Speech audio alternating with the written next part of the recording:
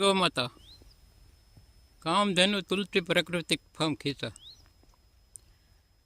आम कलोंजी वावी है अने पाळे राजगरो है।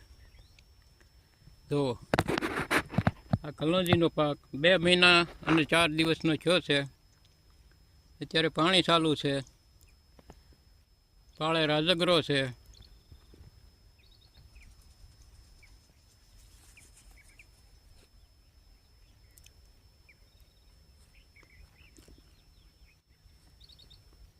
फरतो बतावी दઉં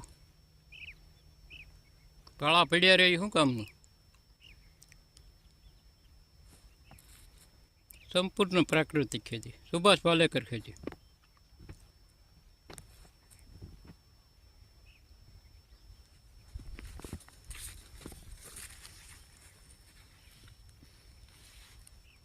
आवड़ी ऊसाई पकड़ी से वगर खातरे।